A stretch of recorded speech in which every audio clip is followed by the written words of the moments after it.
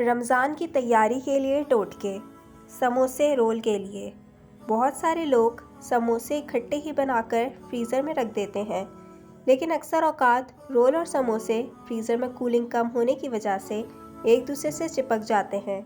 इस मसले के हल के लिए जब आप रोल और समोसे बना लें तो उसे डब्बे में रखकर उसके ऊपर थोड़ा सा मैदा डालकर छिड़क दें। जब आप तलने के लिए निकालेंगे तो रोल समोसे नहीं चिपके हुए होंगे।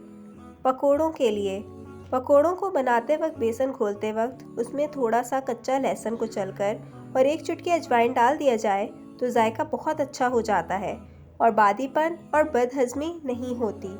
रोटियां बनाते वक्त टाइम बचाने के लिए रमज़ान के दिनों में आटा पहले से गूंद कर रख दिया करें ताकि सहरी और रात के खाने के वक्त आपको परेशानी ना हो और आप फौरी तौर पर रोटियां बना सकें। बहुत सारे लोगों से पराठा बहुत सख्त बनता है, पापड़ जैसा बन जाता है।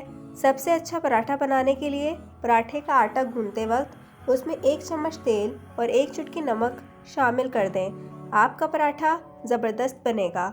उम्दा फ्रूट चाट के लिए फ्रूट चाट का जायका और ज़्यादा बढ़ाने के लिए जब फ्रूट चाट बना लें तो उसको कुछ देर के लिए फ्रिज में रख दें ताकि तमाम फ्रूट एक दूसरे के साथ रस बस जाएं और उनका रस अच्छी तरह एक दूसरे के साथ मिलकर उम्दा जायका बना लें।